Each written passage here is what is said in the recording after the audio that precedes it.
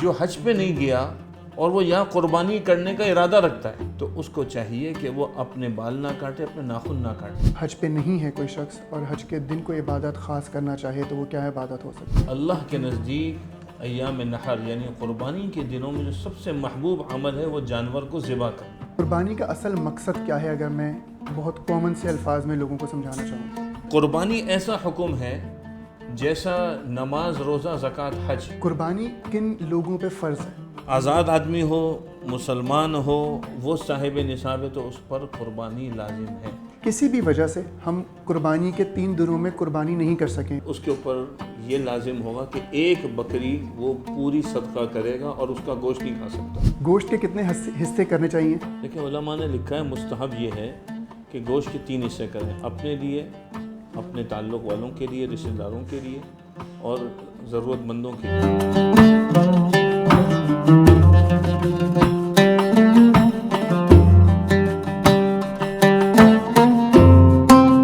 السلام علیکم، پروگرام آپ کا سوال، میں آپ کا ہوسٹ غالب آغا۔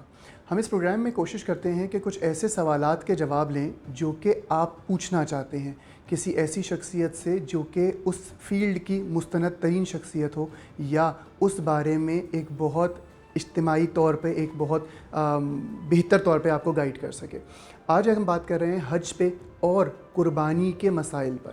قربانی کے مسائل بہت سارے ایسے ہوتے ہیں جو کہ شاید ہم صحیح طرح نہ جانتے ہوئے یا جانکاری نہیں ہوتی ہمیں، اور ہم اس پہ کچھ ایسی چیزیں ہوتی ہیں جو کہ ہم صحیح طرح سمجھ نہیں پاتے یا غلطیاں کرتے ہیں۔ تو کیا ایسی غلطیاں ہیں جو کہ ہم کر رہے ہیں اور کون سی چیزیں جو ہم سدھار سکتے ہیں جس سے ہماری عبادات میں اللہ تعالیٰ اور برکت دے؟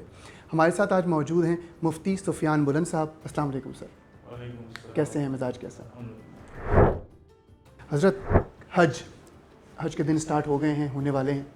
حج کے بارے میں تھوڑی سی چیزیں بتائیں کہ حج کے جو 10 دن ہوتے ہیں، پہلا عشرہ ہوتا ہے، کیا اس میں عبادات کی جا سکتی ہیں جو کہ ہم پاکستان میں بیٹھ کے یا اپنے اپنے ممالک میں بیٹھ کے کر سکتے ہیں، اور جو لوگ حج پہ چلے گئے ہیں یا جا رہے ہیں ان کے لیے کچھ ایسی باتیں جو کہ ضروری ہوں جانے سے پہلے، جو چیزیں آپ سمجھتے ہیں کہ معاملات کو بہتر کرنے میں ان کے لیے مددگار ثابت ہوں گی؟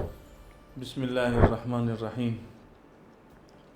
پہلی گزارش تو یہ کریں گے کہ ہم سب دعا کریں کہ جن حجاج کرام کے اس سال حج کے ویزے ابھی تک نہیں آئے تو اللہ تعالیٰ جلد سے ان کا مسئلہ حل کروا دے۔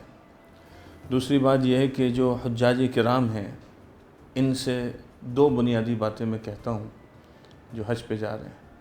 پہلی بات تو یہ ہے کہ جس گروپ کے ساتھ جا رہے ہیں اس گروپ کا ایک لیڈر ہے جو انتظام کو سنبھالتا ہے، اور اس گروپ میں ایک یقیناً کوئی مفتی بھی ہوتا ہے، تو اس کے مشورے سے چلیں۔ اچھا، اب آ جائے کہ ہمارے جو ذی الحجہ کے ایام شروع ہو رہے ہوتے ہیں، اس میں اس کی فضیلت قرآن کریم سے ثابت ہے۔ اللہ تعالیٰ ارشاد فرماتے ہیں اعوذ باللہ من الشیطان الرجیم والفجر ولیال عشر۔ یہ جو 10 راتوں کا ذکر ہے، اس سے مفسرین فرماتے ہیں کہ ذی الحجہ کی 10 راتیں مراد ہیں، تو اس کی تو فضیلت قرآن سے آ گئی۔ دوسرا، آپ صلی اللہ علیہ وسلم کی حدیث سے پتہ چلتا ہے کہ اس میں 1 ذی الحج سے لے کر 9 ذی الحج یعنی کہ عرفات کے دن تک یہ جو ہیں تو تقریباً اس کو جو ہے وہ 10 کہتے ہیں، چونکہ 10 کو تو روزہ نہیں ہے، تو ان 9 دنوں میں روزہ رکھے گا تو ہر روزے کے بدلے 1 سال کے روزوں کا ثواب، سبحان اللہ، اور ان راتوں میں عبادت کرے گا، ایک رات میں شب قدر کی عبادت کا ثواب۔ سبحان اللہ۔ تو 1000 راتوں کی جو ہم فضیلت سنتے ہیں شب قدر، تو اس کا ثواب تو ان راتوں میں اللہ کے ہاں سب سے محبوب ترین دن ہے یہ جو عشرہ ذی الحجہ کہلاتا ہے اس میں۔ اچھا، اس مہینے میں ایک طبقہ ہوتا ہے جو حج پہ چلا جاتا ہے۔ حج پہ جانے والوں کا حال یہ ہوتا ہے کہ 7 ذی الحجہ کی شام یا 8 ذی الحج کی صبح یہ تو اپنے خیموں میں منی میں آ جائیں، تو ان کے لیے تو حکم یہ ہے کہ وہ اپنے بدن کی صفائی ستھرائی کر کے جائیں، ٹھیک ہے نا، ناخن بھی کاٹ لیں، بال بھی جو ہے ٹھیک کر لیں، سب کچھ اگر پہلے سے کر لیا اچھی بات ہے، لیکن بعض اوقات انسان کو ضرورت پیش آئی جاتی ہے چونکہ ہفتہ ہو چکا ہوتا ہے، 1 سے لے کر 7 تک ہفتہ ہو چکا ہوتا ہے، تو وہ کاٹ لے، اور پھر اس کے بعد وہ احرام باندھ لے۔ تو اس کے لیے یہ نہیں ہے جو حج پہ جا رہا ہے کہ وہ اگر 1 کے بعد ناخن کاٹے گا، جو لوگوں میں غلط فہمی ہے، تو مسئلہ ہو جائے گا، اس کے لیے نہیں۔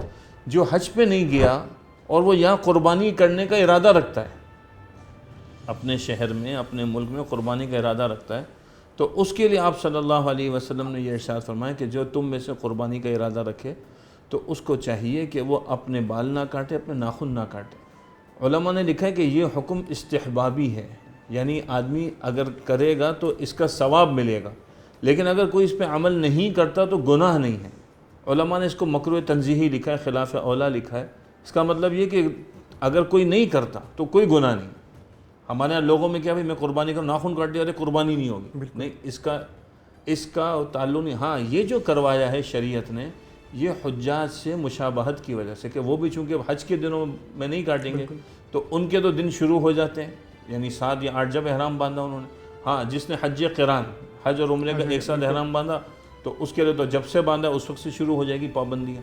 تو یہ ایک حاجی کی مشابہت مل جائے اور یہ ایک اس عرصے میں مل جائے، اور آدمی کو الحمدللہ جو اہتمام کرتے ہیں ان کو یہ کیفیت فیل ہوتی ہے، یہ محسوس ہوتی ہے کہ ہم نے ماشاءاللہ اس کا اہتمام کیا۔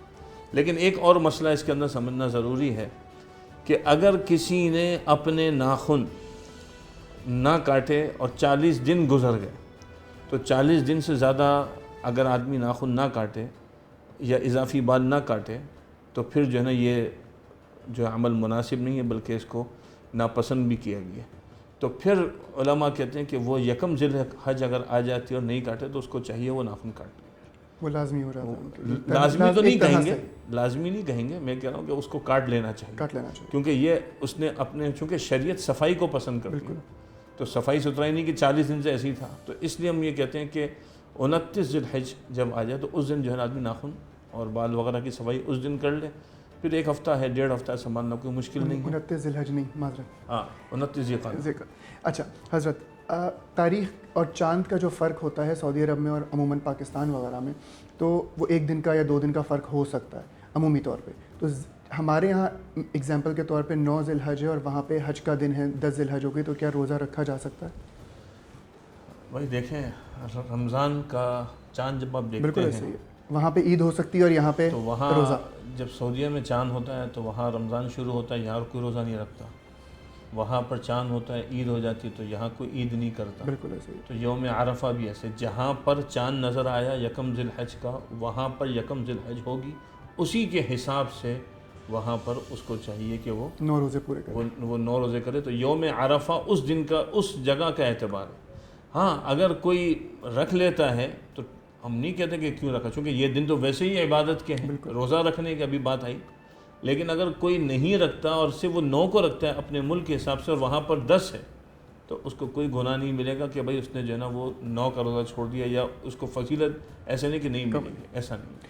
حج کے دن اگر وہ حج پہ نہیں ہے کوئی شخص اور حج کے دن کوئی عبادت خاص کرنا چاہے تو وہ کیا عبادت ہو سکتی ہے روزے کی؟ اور یقیناً جو ہمارے ہاں بالکل ہمارے ہاں عبادت تو قربانی ہے۔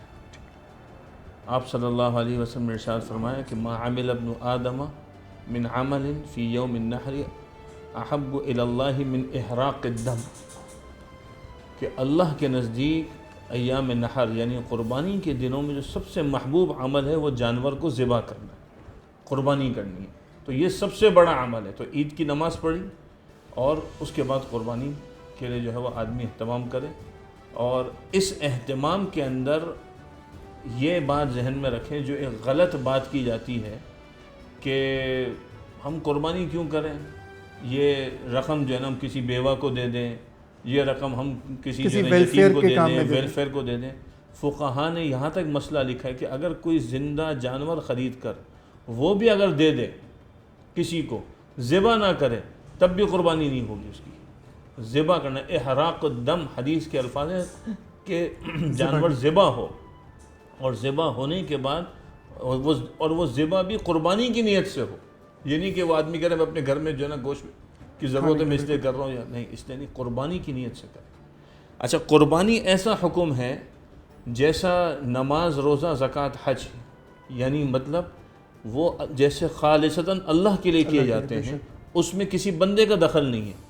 ایسے جو اعمال ہیں اس میں جس طرح کہا گیا کرنے کو اس طرح کرنا یہ شرعاً یہاں پر مطلوب ہے۔ فقہا کی اصطلاح میں اس کو امر تعبدی کہا جاتا ہے۔ لہذا یہ کہنا کہ قربانی کی جگہ واٹر کولر رکھ دو قربانی کی جگہ اے سی لگوا دو، قربانی کی جگہ جہیز دے دو، قربانی نہیں ادا ہوگی اس سے۔ آپ کو کرنا ہے آپ بالکل کریں، ہم اس کی تائید کرتے ہیں، لیکن آپ اس کے ساتھ قربانی بھی کریں اور یہ سب چیزیں کریں اور پورا سال کریں۔ قربانی کی آپ نے بات کی، قربانی کا اصل مقصد کیا ہے اگر میں بہت کامن سے الفاظ میں لوگوں کو سمجھانا چاہوں تو؟ اللہ تعالیٰ قرآن کریم میں ارشاد فرماتے ہیں، اعوذ باللہ من الشیطان الرجیم، لن ینال اللہ لحومها ولا دماؤها ولکن ینالہ التقوی منکم، کہ اللہ کو نہ تمہارے جانوروں کا خون پہنچتا ہے نہ تمہارا گوشت پہنچتا ہے، اللہ کو ہاں تمہارا تقوی پہنچتا ہے۔ خلوص دل سے آدمی اللہ کے لیے جو جانور ذبح کر رہا ہے نا، اللہ کے یہ مطلوب ہے۔ ہم ذبح تو اللہ کے لیے کرتے ہیں نا، بالکل، لیکن گوشت ہم کھاتے ہیں، بالکل ایسے ہی۔ ہم کھا رہے ہیں۔ اللہ تعالیٰ یہ فرماتے ہیں کہ میرے لیے قربانی کرو، میں یہ دیکھنا چاہتا ہوں کہ تم ان جانور کو ذبح میری خوشنودی کے لیے کر رہے ہو یا گوشت کی نیت سے کر رہے ہو یا اپنے کسی اور مقصد سے کر رہے ہو۔ تو کوئی اور مقصد نہیں ہے، صرف تقوی مقصود ہے۔ رمضان کے روزوں میں بھی لعلکم تتقون ہے، بالکل، اور یہاں پر قربانی کے اندر بھی وَلَٰكِن يَنَالُهُ التَّقْوَىٰ مِنكُمْ، تقوی مقصود ہے۔ اور یہ رمضان سے سلسلہ شروع ہے، چھوٹی عید سے بڑی عید تک سلسلہ، یہ پورا تقوی کا ایک جو ہے نا دائرہ بنا ہے، حالہ بنا ہے، کہ جو رمضان سے شروع ہوتا ہے اور رمضان ختم تو اشہر حج یعنی حج کے مہینے شروع ہو جاتے ہیں، اور یہ پورا جو ہے گویا کہ بقر عید پر آ کر، بڑی عید جس کو ہم کہتے ہیں، وہاں پر آ کے یہ تقوی کا ایک پورا جو ہے نا وہ گویا کہ ایک تربیت کروائی گئی کہ اس نیت سے کریں، اور وہ اصل مقصود ہے، اللہ ہمیں وہ عطا فرمائے۔ قربانی کن لوگوں پہ فرض ہے؟ قربانی فرض ہے، آزاد آدمی ہو، مسلمان ہو، نصاب کا مالک ہو، چاہے مرد ہو چاہے عورت ہو۔ اسپیسیفک جیسے زکوٰۃ میں ایک نصاب دیا ہوا ہے، قربانی کے لیے بھی کوئی نصاب اس میں بھی وہی زکوٰۃ والا نصاب ہے، جو مسلمان ہے، عاقل ہے اور مسلمان ہے، اس کے لیے وہی زکوٰۃ والا نصاب ہے۔ لیکن اس میں دو بڑے فرق ہیں۔ ایک فرق تو یہ کہ زکوٰۃ میں جو مال ہوتا ہے نا، اس پہ سال گزرنا ضروری ہے۔ بالکل، یہاں پر وہ زکوٰۃ والا جو نصاب ہے اس پہ سال گزرنا ضروری ہے، یعنی 52.5 تولہ چاندی کسی کے پاس ہے یا اس کے بغیر کوئی آدمی کے پاس اضافی مال رکھا ہوا ہے تو اس کے اوپر قربانی ہے۔ بالکل، لیکن اس پہ سال گزرنا ضروری نہیں ہے، یعنی اگر کوئی 9 ذی الحج کو اس رقم کا مالک بنا، بلکہ 10 کو بن گیا، 11 کو بن گیا، 12 کی مغرب سے پہلے بھی بن گیا، اتنی رقم کا جس پر جو ہے وہ زکوٰۃ لازم ہوتی ہے، یعنی 52.5 تولہ چاندی کی مالیت کے بقدر، تو اس پر قربانی لازم ہو جائے گی۔ بالکل ٹھیک۔ تو ایک تو یہ چیز ہے۔ نمبر 2 یہ ہے کہ یہ جو مال ہے، یہ مال جس آدمی کی ملکیت میں، اس میں ضرورت سے زائد مال کو بھی ہم نے ذکر کیا۔ ضرورت سے زائد مال اگر آدمی کے پاس گھر میں رکھا ہو، سونا چاندی نہیں ہے لیکن وہ رکھا ہوا ہے، تو اس پہ زکوٰۃ نہیں ہوتی۔ مثلا ایکسس برتن ہے، ایکسس شوز رکھے ہوئے ہیں، استعمال کی جو چیز، استعمال کی چیزیں، لیکن یہاں پر ہے کیونکہ یہ ایکسس ہے تو اس کے اوپر قربانی ہے۔ اچھا حضرت، دانت کے حوالے سے بھی فرمائیے کہ ہم نے نقص کی بات کی ابھی، دانت کے حوالے سے کیا حکم ہے؟ کھیرا ہونا صحیح ہے نہیں ہے؟ کچھ لوگ ایسے ہوتے ہیں جیسے میرے گھر کا پلا ہوا ہے اور مجھے پتہ ہے کہ یہ 2 سال سے اوپر ہو گیا، بڑا جانور یا بکرا جو ہے وہ 13 مہینے تک کا ہو گیا ہے، لیکن دانت نہیں توڑے، تو پھر کیا حکم ہے؟ دیکھیں، ایک چیز تو یہ سمجھیں کہ قرآن کریم نے جانوروں کی جو قربانی کا جو ذکر کیا تو اس میں خود قسمیں بیان فرمائی، ثمانیۃ ازواج، کہ جانور کون سے ذبح کیے جائیں گے۔ تو اس میں دمبا ہے نر مادہ، بکرا ہے نر مادہ، گائے ہے نر مادہ، اور اونٹ ہے ٹھیک ہے، نر مادہ۔ بھینس بھی گائے کی قسم میں شامل کی ہے۔ علماء نے اس پر، ہمارے اکابر کے فتویٰ ہے، امام سفیان ثوری، امام مالک، امام حسن بصری رحمہ اللہ، ان سب کے نزدیک پورے فتاویٰ موجود ہے کہ بھینس بھی گائے کے حکم ہے۔ یہ تو ایک بات ہو گئی۔ اب مسئلہ آتا ہے اس کے دانت کا۔ تو اگر تو اونٹ ہے تو اس کے 5 سال عمر ہونا ضروری ہے۔ دانت علامت ہوتی ہے، دانت کے اوپر عیب کی بات تو ہو گئی ہے، لیکن دانت علامت ہے۔ دانت اگر کم نکلے، پورے نہیں نکلے لیکن کھا سکتا تو کوئی مسئلہ نہیں۔ عمر اصل ہے، دانت سے تعین ہوتی ہے عمر کی۔ بالکل ٹھیک ہے، گائے کے اندر عمر ہے 2 سال کی، بالکل ٹھیک ہے، اور بکرے میں عمر ہے 1 سال کی، یعنی کہ 1 سال ہو گیا، 12 مہینہ ہو گیا، 13واں مہینہ شروع ہو گیا۔ 2 سال ختم ہو گئے گائے میں اور تیسرا سال شروع ہو گیا. اور اسی طرح جو ہے جو دمبا ہے اس کے لیے بھی 1 سال ہے. البتہ دمبا اتنا موٹا ہو, صحت مند ہو کہ وہ 6 مہینے سے اوپر ہو اور وہ دیکھنے میں 1 سال کا لگے, ان میں اگر چھوڑ دیں 1 سال والوں میں, تو پھر اس کی بھی فقہاء نے اجازت دی, چونکہ یہ ہمارے سامنے اس پر عبارات موجود ہیں. تو ان 4 قسموں میں سے جس میں بھینس بھی شامل ہے قربانی ہو سکتی ہے. اور یہ کہنا کہ کوئی سوال کرے گا آپ سے کہ مرغی کی قربانی ہو سکتی ہے, تو مرغی کی قربانی پورا سال آپ کھائیں. یہاں عید کے موقع پہ مرغی کی قربانی نہیں ہوتی, ٹھیک ہے نا. بالکل. اچھا ایک اور سوال, قربانی کا جانور لے آئے, فیمیل تھی, پتہ نہیں چلا اور قربانی کے وقت یا قربانی کے بعد پتہ چلا کہ وہ حاملہ تھی, تو اس کے بارے میں, اور وہ بچہ یا مرا ہوا نکلا یا زندہ بھی نکلا, تو دیکھیں اگر قربانی کا جانور ہے اور وہ حاملہ ہے, اس کا بچہ نکلا ہے, تو شریعت کا حکم ہے اس کو بھی ذبح کر دیا جائے. ٹھیک ہے, ٹھیک ہے نا. اور اگر مردہ ہے پھر تو کوئی بات ہی نہیں ہے, زندہ ہے تو اس کو ذبح کر دیا جائے گا. اگر اس کو کوئی ذبح نہیں کرتا, اس کو بیچ دیتا ہے, تو اس کی رقم کو صدقہ کرنا لازم ہوگا. اور اسی طرح صدقے کی بات ہوئی, کھال دینا رکھنا, آج کل ایک عجیب سا کانسیپٹ میں نے دیکھا, کچھ لوگ کھال جو ہے وہ پریزرو کر کے گھر میں ہی رکھ رہے ہوتے ہیں, تو کیا یہ ٹھیک ہے؟ اگر تو کھال کو خود اپنے استعمال کے لیے رکھتا ہے تو کوئی حرج نہیں, ٹھیک ہے, رکھ سکتا ہے. لیکن اگر کھال کو بیچتا ہے تو اس رقم کا صدقہ ضروری ہے. صدقہ کر دیں تو وہ پورا ہو جائے گا. تو وہ چونکہ جو رقم آئی ہے وہ اس نے وہ کر دی, صدقہ جو ہے مستحقین میں جائے گا. تو اس لیے ہم کہتے ہیں زکوٰۃ کا جو مصرف ہے وہ کھال کا مصرف ہے, یعنی جو مستحق لوگ ہیں, ضرورت مند لوگ ہیں. اور آج کل ہمارے جو دینی ادارے ہیں یا ایسے ادارے جو مستحق لوگوں میں کام کر رہے ہیں, ان کو آدمی کھال دے دے. لیکن ایک چیز کھال کے حوالے سے اور بھی عرض کر دوں کہ کھال کے حوالے سے اس کو ذبح کرواتے ہوئے صحیح طرح جانور کی کھال اتروانی چاہیے, کیونکہ اس کی ایک ورت ہے, قیمت ہے. قصائی اچھا ڈھونڈنا چاہیے جو صحیح کھال اتارے اور اس کو صحیح کر کے رکھیں, اور پھر ہو سکے تو خود جو ہے ان اداروں تک پہنچائیں. کیونکہ اس وقت جو ہے نا یہ ایک بڑا مسئلہ ہوتا ہے, کیونکہ آج کل اب کھال کے وہ والے ریٹ نہیں ملتے جو بعض ادارے بتاتے ہیں. تو وہ لانے لے جانے میں ان کا اتنا خرچہ لگ جاتا ہے کہ بیچارے وہ کہتے ہیں ہم لے کے جائیں, تو پھر اس سے کھال خراب ہوتی ہے. تو ایک نعمت ہے, آپ کا جانور ہے, آپ نے قربانی کی, جہاں آپ نے اتنا خرچہ کیا ہے تو بھائی اٹھا کر کسی کے ہاتھ سے, رکشے میں, موٹر سائیکل میں, گاڑی میں آپ جو ہے نا وہاں تک پہنچاتے تو زیادہ اچھا. نارملی ہمارے یہاں یہ ہوتا ہے کہ ایک شخص اگر کما رہا ہے تو ہمارے یہاں یہ ہوتا ہے, نارملی جو لوگ سمجھتے ہیں کہ ایک ہی حصہ ہم پر واجب ہے. خواتین جن کے پاس, جس طرح آپ نے بھی ذکر کیا کہ سونا موجود ہے, وہ اس ملکیت کی مالک ہیں اس سونے کی یا اس مال کی, تو کیا ان پر بھی قربانی واجب ہوگی یا فرض ہوگی؟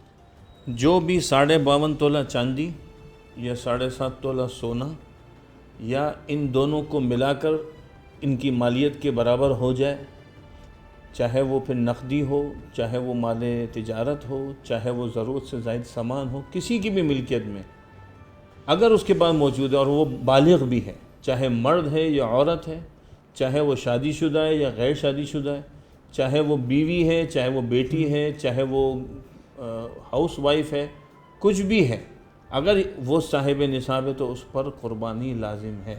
نیت قربانی کی کس طرح کی جا سکتی ہے, اور ایک بکرے میں اور گائے میں یا اونٹ میں کتنے حصے ہوتے ہیں؟ تھوڑا سا مسکنسیپشن ہمارے ہاں خاص کر اونٹ میں آتا ہے. دیکھیں نیت کیا چیز ہے, نیت دل کے ارادے کا. بالکل ایسے ہی. آپ نے جانور خرید لیا, قربانی کی نیت سے آپ کی نیت ہوگی. بے شک.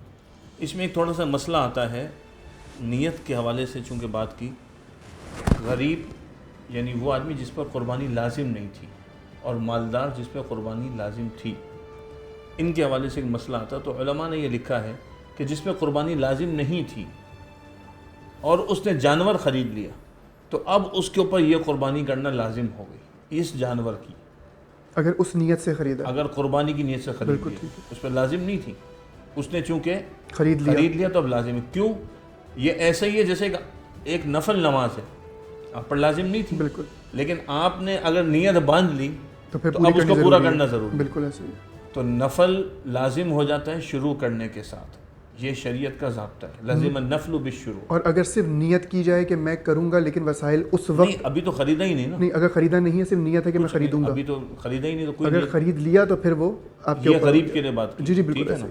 اب جو مالدار ہے اس پہ تو ویسے ہی لازم ہے, وہ نیت کرے نہ کرے, جب جانور خریدے گا تو اس کی وہ قربانی ہے. لیکن اگر اس کا جانور کھو جاتا ہے مالدار کا, ٹھیک ہے نا, تو اس کو دوبارہ بھی خریدنا ہو جائے خدا نخواستہ مر جائے مر جائے کچھ بھی حادثہ ہو جائے تو اس کو دوسرا جانور خریدنا پڑے گا. لیکن غریب آدمی کا اگر جانور کھو جاتا ہے تو اب اس پر لازم نہیں ہوگی. وہ جانور اگر واپس مل جائے تو اس کی کرنی، کیونکہ اس کی نیت اسی جانور کے ساتھ خاص تھی. تو نیت کے اندر یہاں پر خریدنا بھی ضروری ہے. اگر خرید لیا تو اس کے بعد جو ہے وہ اس کی وہ قربانی کرے گا. اگلی بات آپ نے پوچھی حصے. تو ایک ہے دمبا اور ایک ہے بکرا، نر اور مادہ، ان میں تو ایک ہی حصہ ہے. بالکل ٹھیک ہے. باقی مسلم شریف کی روایت ہے، حضرت جابر رضی اللہ عنہ سے منقول ہے کہ ہم نے آپ صلی اللہ علیہ وسلم کے ساتھ قربانی کی تو گائے کے اندر 7 حصے تھے. بالکل ٹھیک ہے. اور اونٹ کے اندر بھی 7 حصے تھے. یہ بہت واضح روایت ہے. ایک اور روایت یہ بھی ملتی ہے کہ ہم حدیبیہ کے موقع پر ہم نے، اب حدیبیہ کب ہوا ہے؟ 6 ہجری میں. ہم نے اس موقع پر آپ صلی اللہ علیہ وسلم کے ساتھ قربانی کی اور اس میں جو ہے وہ یعنی 7 حصے گائے سے تھے اور 7 حصے اونٹ سے تھے. تو یہ تو طے شدہ چیز ہے اور یہ تمام فقہا کے نزدیک ہے کہ بڑا جانور گائے اور اونٹ اس میں 7 حصے، اور چھوٹا جانور یعنی بکرا، بکری، دمبا اور اس کی مادہ اس میں 1 حصہ ہے. ایک اور کانسیپٹ ہے، جیسے 7 حصے ہیں، یہ میکسیمم ہے. کیا ان کو 3 میں ڈیوائڈ کیا جا سکتا ہے؟ جیسے میں، آپ اور ایک شخص مل کے ایک لے لیں اور تینوں ایک ہی رقم ایک طریقے کی ملا لیں اور وہ 3 حصوں میں تقسیم کر لیں. اس میں جو بھی حصہ لے رہے ہیں نا اس کا ایک حصہ کنفرم ہونا چاہیے کہ بھئی اس کا یہ پورا حصہ ہے. ٹھیک ہے. تو اس کی تو قربانی ہوگی. اگر ایسا ہے کہ مثلا 3 آدمیوں نے رقم ملائی تو ایک کے جو ہے وہ 3.5 حصے ہیں اور ایک کے 3 حصے، تو ایک کا ادھورا ہوگی تو بالکل اس کی قربانی نہیں ہوگی جس کا ادھورا ہے. ان کے تو ہو جائیں گے چونکہ اس کا ہے. تو اس لیے جو ہے نا حکم یہ ہے کہ حصے واضح ہوں. پھر زیادہ حصے ہیں، ایک آدمی کر رہا ہے ایک جانور، کوئی حرج نہیں. اور اگر 3 لوگ ہیں اور وہ حصے پورے 7 ہی کے حساب سے ڈیوائڈ کر لیں، اور جس طرح ہماری بھی بات ہوئی کہ حضور اکرم صلی اللہ علیہ وسلم کی طرف سے ایک حصہ ہو گیا تو وہ زیادہ بہتر ہے. دیکھیں ڈیوائڈ کے 2 مسئلے، ایک انتظامی چیزیں اور ایک ہے ذبح کے وقت تعیین کرنا. بھئی یہ جانور ہے، اس کے ہم 7 حصے دار ہیں، اب گھر کے 7 فرد ہیں، ٹھیک ہے. اب ضروری نہیں ہے کہ اس کا حصہ سب پکڑا دیں. وہ چونکہ مل کے کھاتے ہیں تو علماء نے لکھا بھی مل کے کھاتے ہیں، کوئی بات نہیں، الگ الگ دینا ضرور. ہاں اگر اجتماعی قربانی کا سلسلہ ہے اور آپ کسی کو گوشت دے رہے ہیں تو ہر ایک کو اس کا حصہ الگ ملنا چاہیے. لیکن اگر وہ نہیں لیتے، مل کے کہتے ہیں بھائی جانور ذبح کریں، ہماری قربان ہم مل کے کھاتے ہیں اور جیسا کہ طریقہ ہے تو کوئی حرج نہیں. کچھ لوگ عقیقہ بھی بقرعید میں جانور کے ساتھ ہی حصوں میں ہی تقسیم کر لیتے ہیں، تو کیا وہ جائز ہے؟ عقیقہ ہو یا کوئی اور جو ہے وہ قربانی کی نیت سے آدمی ذبح کرنا چاہے وہ نفلی ہو یا واجب جیسے منت ہے، بالکل. تو اس صورت کے اندر اگر وہ گائے میں حصہ لیتے ہیں تو قربانی ہو جائے گی. اور اگر ایک ہی بکرا ہے جس میں نیت دونوں کی کر لوں میں تو نہ ایک میں کیسے 2 نیت نہیں ہو سکتی. گائے میں تو حصہ لے لیں گے. لیکن ہمارے ہاں امام ابو حنیفہ رحمۃ اللہ علیہ کا یہ قول لکھا ہے کہ میں اس بات کو پسند کرتا ہوں کہ ایک جانور جو بڑا جانور ہے وہ جس نوعیت کے ساتھ اور جس جہت قربانی کے ساتھ، یعنی قربانی تقرب الی اللہ مراد ہے، کہ جس جہت کے ساتھ ذبح ہو رہا ہے تو وہ ایک حصہ رکھیں، مطلب وہی سوچ رکھیں. قربانی کا تو قربانی کا رکھیں. لیکن اگر کوئی عقیقے کی نیت کر لیتا ہے تو گناہ نہیں ہے، منع نہیں ہے. قربانی ایسا نہیں کہ نہیں ہوگی، قربانی ہو جائے گی، لیکن اس کے لیے حصہ الگ ہونا ضروری ہے. اچھا اس میں ایک بات یہ سمجھیں کہ بس حصے تو میں نے عرض کر دیا نا کہ وہ تو متعین ہے کہ بھئی 6 آدمی نے قربانی کے لیے کیا اور ایک نے عقیقے کیا، ٹھیک ہے قربانی ہو گئی. لیکن اگر اس میں کسی نے حصہ ڈالا ہے منت کا، بالکل جس کو کہتے ہیں واجب قربانی، جو اس پر لازم تھی اس کو وہ کرنا تھا صدقہ، تو اب اس کا 7ویں کا جو ایک آدمی نے اگر ڈالا ہے، جیسے کہ 5 نے قربانی کی نیت سے، ایک نے عقیقے کی نیت سے، اور ایک 7واں بندہ تھا جس نے کہا میں تو واجب قربانی کروں، میرے ذمے میں تھا، تو وہ سارا گوشت چونکہ غریبوں کو دینا ہے تو وہ 7واں حصہ الگ کرنا پڑے گا، وہ الگ ضروری ہے. باقی تو چلو وہ آپس میں مل کے کھا لیں گے، لیکن وہ کھا نہیں سکتے وہ حصہ، کیونکہ وہ جائے گا صدقے میں، وہ اپنے اوپر نہیں استعمال کر سکتے. بہت سے ایسے کاروبار ہیں آج کل جن کو کچھ معاملات میں کہا جاتا ہے کہ نہ کیے جائیں تو بہتر ہے، یا ان کی کمائی حرام قرار دی گئی ہے. بہت ساری ایسی چیزیں. تو اگر ایک ہم اجتماعی قربانی کر رہے ہیں جس میں 7 لوگوں کا ہمیں علم نہیں ہے اور اس میں ایک شخص ایسا بھی ہے جس کی جو کمائی ہے وہ حلال نہیں ہے کسی بھی زمرے میں، تو پھر کیا احکامات ہیں باقی 6 لوگوں کے لیے؟ دیکھیں اس کے لیے تو پہلے جو اجتماعی قربانی کرنے والے ہیں ان کے لیے ذمہ داری بنتی ہے کہ وہ اس چیز کو میک شور کریں, اس کو یقینی بنائیں کہ بھئی جو شریک ہو رہا ہے اس کی آمدنی حلال ہے. ہمارے یہاں نارملی ایسا نہیں ہوتا کہ وہ پوچھیں کہ آمدنی کیا ہے. ہوتا ہے, لوگ پوچھتے ہیں. ہمارے دینی جتنے ادارے ہیں, مدارس وغیرہ, باقاعدہ لکھ کے رکھایا جاتا ہے کہ بینک کی کمائی والا یا سودی کمائی والا یا انشورنس کی کمائی والا وہ یہاں پر حصہ نہ ڈالے, اور جب آتا ہے اسے پوچھتے بھی ہیں. آج کل فوریکس ٹریڈنگ کا بہت زیادہ وہ چل رہا ہے, جس کے بارے میں بہت زیادہ علماء نے یہ لکھا ہے کہ یہ اس کی کمائی حرام ہے. جو مال آپ کے قبضے میں نہیں آیا آپ اس کی ٹریڈنگ نہیں کر سکتے. تو بہت سارے ایسے لوگ ہیں جو کر رہے ہیں. دیکھیں, اس میں اگر کسی کی دو کمائیاں ہیں, ایک حلال اور ایک حرام ہے, تو غالب کمائی کون سی ہے؟ غالب کمائی اگر اس کی حلال ہے تو بعض علماء نے اجازت دی ہے کہ بھئی اس کی اس کمائی سے ہم شمار کر کے وہ حصہ شمار کر دیں گے, لیکن احتیاط پھر بھی کرنی چاہیے اگر کسی کا ایسا ہو. قربانی میں احتیاط خاص طور پہ کریں. اگر انتظامیات جو بھی انتظام کر رہے ہیں, جو تمام چیزیں دیکھ رہے ہیں, اور انہوں نے اس بات پہ توجہ رکھی ہے, لیکن کسی نے جھوٹ بول کے یا ان کی غلطی کی وجہ سے بھی باقی 6 لوگوں کے بارے میں کیا حکم ہے؟ کیا وہ ان کی قربانی قبول ہوگی؟ دیکھیں, اگر ایک بھی غلط آدمی آ گیا تو باقی کی قربانی خراب ہو جائے گی. خراب ہو جائے گی, باقی کی بھی خراب ہو جائے گی. یہ تو بہت احتیاط کا معاملہ ہے. قرض لے کے آج کل لوگ جو ہے, میرے اوپر قرض ہے ایگزامپل, اور کسی اور مقصد سے, اور میرے پاس پیسے جمع ہو گئے ہیں لیکن میں قرض ادا نہ کروں اور قربانی کروں, تو کیا یہ ٹھیک ہے؟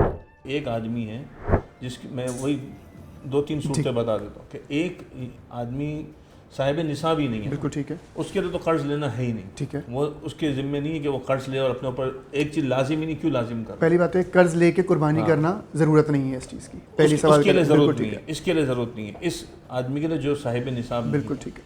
ایک دوسرا آدمی جو صاحب نصاب ہے لیکن اس کے پاس فی الوقت کرنٹ پوزیشن میں کیش نہیں ہے. بالکل ٹھیک ہے. کہ وہ جا کے خرید سکیں. تو اب ایسا آدمی دیکھتا ہے میرے پیسے وہاں پھنسے, وہ قرض لے کر اگر قربانی کرتا تو اس کے لیے کوئی منع نہیں ہے, بلکہ اس کو کرنا چاہیے, کیونکہ اس پہ قربانی لازم ہے. اگر وہ قرض نہیں لے گا اور اس کے جو اپنی رقم نہیں مل رہی تو پھر یہ کیا کرے گا؟ بالکل. تو اس کا تو دن نکل جائیں گے. تو یہ قرض لے سکتا ہے. لیکن ایک جو ٹرینڈ بنا دیا کہ پیسے بھی رکھے ہوئے ہیں, اور یا ایک آدمی بس کہتا ہے میں نے تو کرنی ہے, تو وہ زبردستی جو قرض لے رہا ہے, تو ہم کہتے ہیں بھائی یہ نہ کریں. قرض لینا عام طور پر پسند نہیں کیا گیا. کسی بھی وجہ سے ہم قربانی کے 3 دنوں میں قربانی نہیں کر سکیں, کوئی بھی صحت کا مسئلہ ہو خدا نخواستہ, یا کوئی اور ایلیمنٹ ایسا آ جائے, یا اس وقت مالی حالت اس وقت ایسی نہ ہو, جیسے آپ نے کہا کہ اس وقت قرض لے کے کی جا سکتی ہے, کر سکتے ہیں, لیکن نہ کر پائیں, تو کیا اس کا کفارہ ہے؟ لیکن 3 دن میں قربانی اگر نہیں کر پائے, اگر اس نے نہیں کی جو کہ کرنی تھی, تو اب یہ ہے کہ اس کے بعد اس کے اوپر یہ لازم ہوگا کہ ایک بکری وہ پوری صدقہ کرے گا, اور اس کا گوشت نہیں کھا سکتا. وہ گوشت نہیں کھا سکتا. اب نہیں کھا سکتا. 3 دن میں ذبح کرے گا تو گوشت بھی کھا سکتا. 3 دن کے بعد ذبح کرے گا, اب اس پہ لازم تھی, اس نے نہیں کیا تھا, اب وہ اس کو پوری بکری کو صدقہ کرے گا. صدقہ قربانی کی نیت سے بس وہ اس کا جو یعنی جو اس کا ایک فرض رہ گیا, جو واجب رہ گیا, اس کی تکمیل کے لیے اس کے ذمے ہے. ایک اور کانسیپٹ آج کل بہت عام ہوا ہے, نارملی لوگ پسند نہیں کرتے, لیکن مارکیٹ میں چیزیں آتی رہتی ہیں اپنی نمائش کے لیے. انسٹالمنٹ پہ بکرا لے لیں, انسٹالمنٹ پہ گائے لے لیں. جب جو ہے نا معاشروں کے اندر لگژریز پہ دل دماغ لگنے شروع ہو جائیں تو عبادتوں کی روح نکل جاتی ہے. بالکل ایسے ہی ہے. انسٹالمنٹ پہ خرید سکتا ہے آدمی, ہم شرعی اعتبار سے پوچھیں تو اس کی گنجائش مل جاتی ہے, لیکن اس چیز کو قربانی میں پسند نہیں کیا گیا, اس کا رواج نہیں دینا چاہیے. اور جو لوگ اس کو بزنس بناتے ہیں ان کو بھی سوچنا چاہیے کہ یہ عبادت ہے, اور اتنی کوئی بڑی مشکل نہیں ہے کسی پر. عام طور پر آسانی سے آدمی کو 15-20 ہزار 25 ہزار میں حصہ مل ہی جاتا ہے. آج کل تو ماشاءاللہ آدمی کے الیکٹرک کے بل ہی 50 ہزار کے آ رہے ہیں, تو کیا 25 ہزار کی قربانی نہیں نکال سکتا؟ تو اگر کوئی لیتا ہے تو چونکہ اس نے ایک جانور لے لیا, وہ اس کا مالک بن گیا, اب رقم دینی تھی پوری, تو اب مالک بن گیا, ذبح تو کر سکتا ہے, بالکل بعد میں رقم دے دے گا, یہ اس کا مفروض ہو گیا. تو وہی بات آ جائے گی, قرض والی ہم پسند نہیں ہے, لیکن قربانی ہو جائے گی. گوشت کے کتنے حصے کرنے چاہیے, اور اس کی تقسیم کتنی ضروری ہے انہی حصوں کے مطابق؟ اگر کوئی چیز ایسی ہوتی ہے کہ جو اس طرح نہ ہو پائے کسی بھی مسئلے کی وجہ سے یا معاملات کی وجہ سے, تو کیا احکامات ہے؟ جیسے کہ خاص کر ہمارے ہاں یہ ہوتا ہے کہ ہم غریبوں میں بھی بانٹ دیتے ہیں, اپنا حصہ بھی رکھ لیتے ہیں, لیکن ہم رشتہ داروں کو بھول جاتے ہیں, عموماً یہ ہوتا ہے. تو کیا یہ ٹھیک ہے؟ دیکھیں, علماء نے لکھا ہے مستحب یہ ہے کہ گوشت کے 3 حصے کریں, اپنے لیے, اپنے تعلق والوں کے لیے, رشتہ داروں کے لیے, اور ضرورت مندوں کے لیے. لیکن اگر کوئی اپنے لیے رکھتا ہے، رشتہ داروں کے لیے رکھتا ہے، غریبوں کو نہیں دیتا. کوئی غریبوں کو دیتا ہے، اپنے لیے رکھتا ہے، رشتہ داروں کو نہیں دیتا. کوئی اپنے لیے رکھتا ہی نہیں، سب بانٹ دیتا ہے. سب جائز ہے، سب جائز. شریعت نے سب کی اجازت دی ہے. اس میں جو ایک آسان سی صورت ہے، جو ایک مشورہ بھی ہے آج کل قربانی کے حوالے سے اور نمائش سے بچنے کے لیے بھی، کہ بعض اوقات لوگ کیا کرتے ہیں، گاڑی میں گوشت بھر کے کہیں کسی بستی میں لے جاتے ہیں اور پورا بانٹتے ہیں. تو ٹھیک ہے، اچھی بات ہے، بانٹتے ہیں، لیکن اس کے بعد پھر ہم نے واقعات ہوتے دیکھے کہ ان کی گاڑی کا نمبر نوٹ ہو جاتا ہے، ان کے پیچھے لوگ لگ جاتے ہیں. تو اس لیے جو ہے نا پھر حفاظت کے طور پر یہ ہے کہ جو ایسے لوگ ہیں جو تقسیم کرتے ہیں مستحق لوگوں کو، یا تو ان کے پاس وہ حصے کی قربانی کرا دے کہ بھئی ہم آپ کو دے رہے ہیں، آپ وہاں پہ آپ تقسیم خود ہی کر دیں. بالکل ٹھیک. تو وہ سارے مسئلوں سے بچوں کا ان کا کام ہی ہے. اب اس پہ تو ہزاروں لوگوں کے حصے آ رہے ہیں، کوئی مسئلہ ہی نہیں ہے، بڑا ادارہ ہے، کام کر رہا ہے. اور یہ جو پیچھے لوگوں کا لگنا، یہ اس سے بچ جاتا ہے تو وہ غریبوں کا حصہ بھی ہو جاتا ہے اور اس کا بھی. لیکن اگر ایسی صورت نہیں ہے، حفاظت ہے، جیسے کہ اپنے علاقے کے لوگ ہیں، ضرورت مند ہیں، تو آدمی خود جا کے تو 3 حصے ہونے چاہیے. بالکل. نارملی ہم نے دیکھا اس طرح کہ جب قربانی ہوتی ہے تو ڈفرینٹ لوگ گیٹ پہ آ جاتے ہیں اور گوشت مانگتے ہیں. اس میں یقیناً کچھ پروفیشنلز بھی ہوتے ہیں، کچھ واقعی ضرورت مند ہوتے ہیں اور کچھ غیر مسلم بھی ہو سکتے ہیں. تو اس کے بارے میں کیا ہے کامات؟ قربانی کا گوشت ہر آدمی کھا سکتا ہے، ہر انسان کھا سکتا ہے، مسلمان غیر مسلم سب کھا سکتے ہیں. ٹھیک ہے. اور یعنی جب ذبح ہو جائے، آپ کے پاس حصہ ہے، تو آدمی کچھ حصہ پورا کٹنے کے بعد پھر کچھ پیکٹس بنا کر پھر تقسیم کر دیں ایک ہی وقت میں، ورنہ دروازے پہ بہت بڑی لائن لگ جائے گی، وہ سنبھالنا مشکل ہو جائے گا. تو کہتے ہیں بھائی جب ختم ہو جائے آپ پھر آ جانا، تو پھر جو ہو بس بانٹ دی، ختم ہو گیا. دکھاوے کا کانسیپٹ بہت ہو گیا ہے. ٹینٹ لگ رہے ہیں، بڑے بڑے جانور آ رہے ہیں، میرے پاس تو 22 لاکھ کا آیا، تمہارا 25 لاکھ کا آیا. دکھاوا ہے. کیا یہ صحیح ہے؟ کہیں پہ میں نے ایک چیز ایسی پڑھی کہ اس سے لاکھ درجے بہتر ہے کہ 22 لاکھ کی جگہ آپ 1.5 2 لاکھ روپے کے 10 جانور لے لیجئے، تاکہ لوگوں تک گوشت کی رسائی پراپر ہو سکے. رقم اتنی ہی ہے لیکن آپ پراپر طور پہ زیادہ سے زیادہ لوگوں کا پیٹ بھر سکتے ہیں. تو کیا یہ ٹھیک ہے، یا اپنے شوق سے لایا ہوا مہنگا جانور بھی ٹھیک ہے؟ اگر دکھاوے کی نیت نہیں ہے تو بھی، اور دکھاوے کی نیت ہے تو بھی. اس میں اس سوال سے پیچھے ایک سوال اور ہے کہ کیا اس طرح راہ گزروں کو، راستوں کو، گلیوں کو بند کرنا بھی شرعاً جائز ہے کہ نہیں؟ بالکل ایسی بات ہے. ایک تو بہت بڑا مسئلہ یہ ہے، لوگوں کو تکلیف کا سامنا کرنا پڑ رہا لوگوں ہوتا کو ہے. تکلیف کا سامنا کرنا پڑ رہا ہے، تو ہم تو سمجھتے ہیں یہ تو ویسے ہی جائز نہیں ہے. بالکل ایسے ہی. اچھا، پھر اس میں اگر دکھاوا آ جائے قربانی کا، تو یہ اس کا یہ ڈبل گناہ ہو جاتا ہے. ہاں، کوئی اپارٹمنٹ ہے کہیں وہاں پہ رکھتا ہے تو وہ تو بھی بنا دیتا ہے، تو کوئی حرج نہیں ہے، وہ اندر انتظام کرتے ہیں.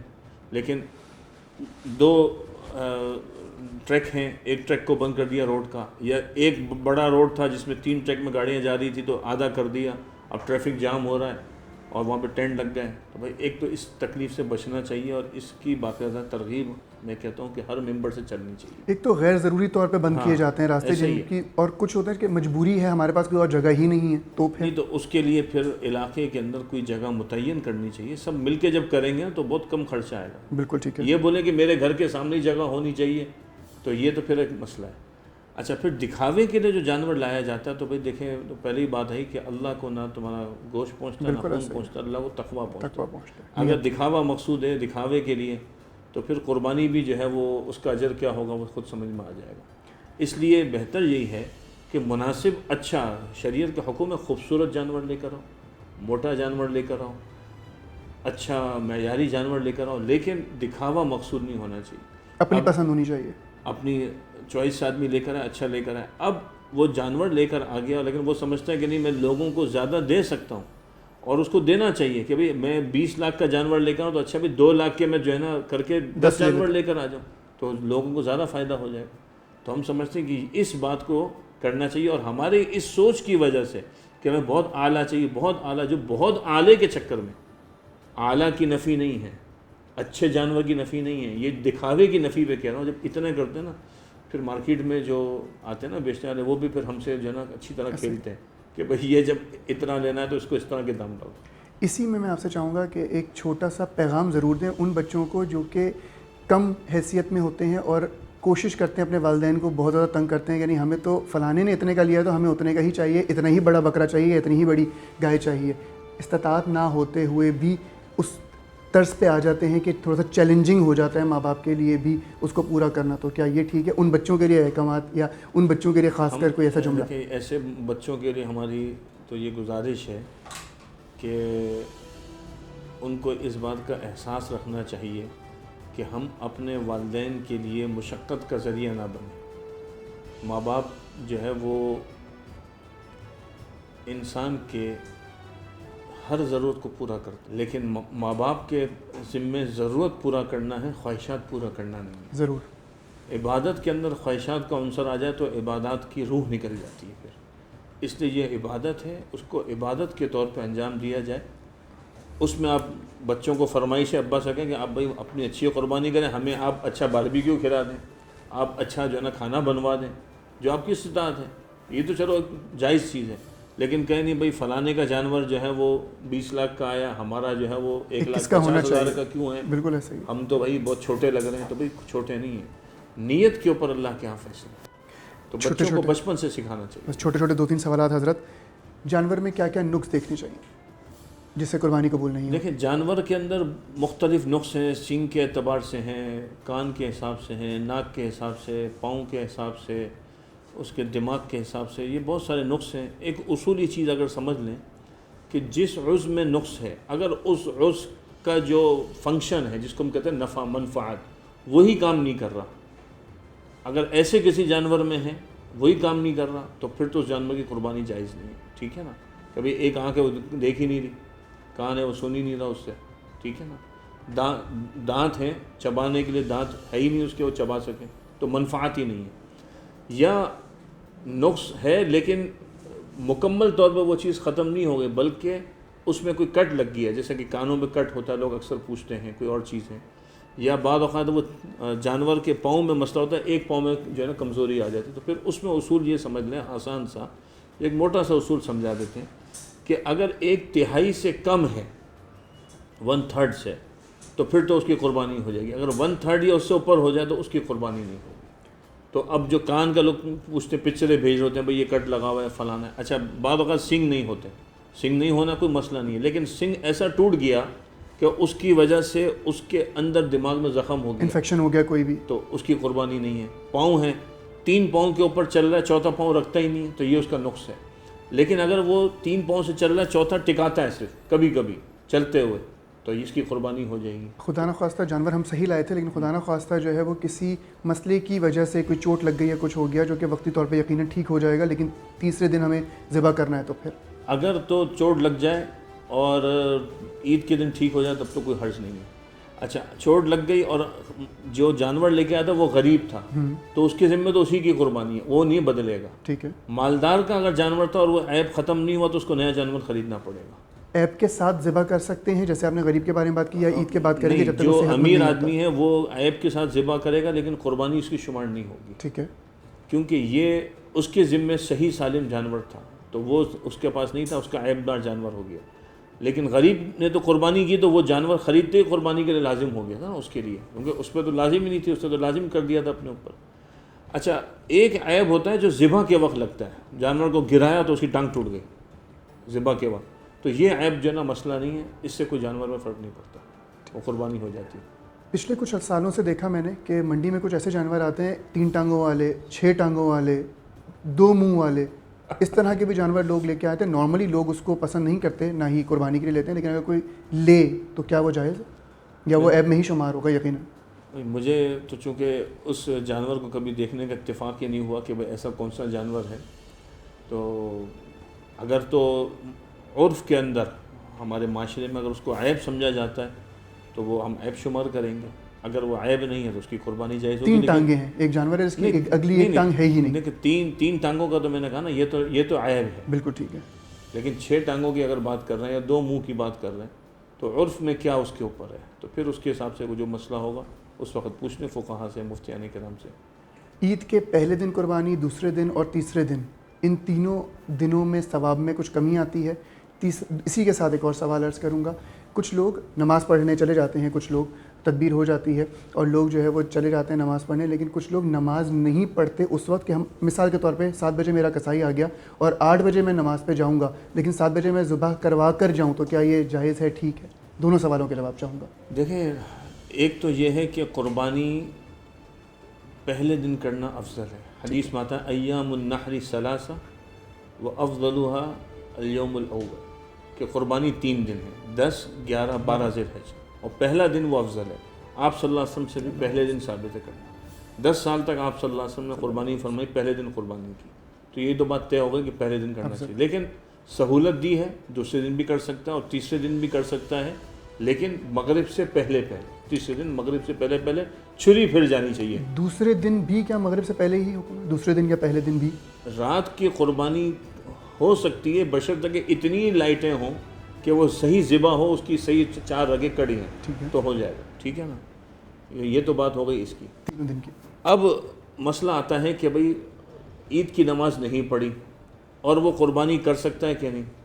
تو اس میں شہر والوں کے لیے الگ مسئلہ ہے، دیہات والوں کے لیے الگ مسئلہ ہے. یعنی دیہات سے مراد جن کے اوپر جمعہ اور عید کی نماز لازم نہیں ہے، تو اگر کوئی وہاں پہ کوئی قربانی کرتا ہے تو صبح صادق ہوتے ہی وہ قربانی کر لیں گے، ان کی قربانی ہو جائے گی. بالکل ٹھیک ہے. شہر والوں کے لیے حکم یہ ہے کہ شہر میں اگر ایک دفعہ بھی ایک جگہ بھی عید کی نماز نہیں ہوئی تو قربانی نہیں ہو سکتی. ایک جگہ بھی نماز اگر عید کی ہو گئی، اب اگر کوئی قربانی کر لیتا ہے، اس نے خود نہیں پڑھی لیکن نماز ہو گئی، تو اس کی قربانی پورے شہر میں کہیں پہ بھی، کہیں پر بھی ایک جگہ ہو جائے تو اس کے بعد ہو جائے. آخری سوال، چھری پھیرنا ضروری ہے؟ خود چھری پھیرنا آپ صلی اللہ علیہ وسلم سے ثابت ہے، آپ نے خود ذبح کیا ہے بسم اللہ اللہ اکبر پڑھ کے. اللہ کا نام لینا ضروری ہے. چھری خود بھی پھیر سکتے ہیں، قصائی سے بھی پھروا سکتے ہیں، لیکن اس میں یہ اہتمام ہونا چاہیے اگر خود پھیر رہے ہیں تب بھی، اور اگر خود پھیر رہے ہیں اوپر قصائی نے ہاتھ رکھا ہے تو جس کا بھی ہاتھ ہے اوپر اس چھری پھیرنے میں، تو وہ سب بسم اللہ اللہ اکبر پڑھیں گے، وہ سب اللہ کا نام لیں گے. اگر ایک ہے کہ کسی نے ٹانگ پکڑی ہوئی، کسی نے جو ہے نا آگے کے 2 ہاتھ پکڑے ہوئے، تو اس کے لیے پڑھنا ضروری نہیں. جو ذبح کر رہا، جو چھری پھیر رہا ہے گردن پہ، چاہے وہ 1 ہاتھ ہے کہ 2 ہاتھ ہیں، چاہے وہ مرد ہے یا عورت ہے، عورت بھی ذبح کر سکتی ہے. ٹھیک ہے. تو اگر وہ چھری پھیر رہی ہے تو اس وقت بسم اللہ اللہ اکبر پڑھنا لازم ہے. تو اب خود بھی آدمی کو جو ہے نا قربانی کرنی چاہیے، خود ذبح کرنا چاہیے، لیکن بہت سارے لوگ دل کے کمزور ہوتے ہیں، ان سے نہیں ہو پاتی، تو ٹھیک ہے، وہ جو ہے وہ کسی اور سے کروا دیں، کوئی حرج نہیں ہے. آپ کا بہت بہت شکریہ وقت دینے کے لیے اور بہت ساری معلومات دینے کے لیے. اللہ آپ کو خوش رکھے. جزاکم اللہ. امید ہے کہ آپ کا سوال جو تھا اس کا جواب آپ کو مل گیا ہوگا. کچھ ایسے سوالات کوشش کیے جو کہ نارملی لوگ پوچھنا چاہتے ہیں، جن کے بارے میں جاننا چاہتے ہیں.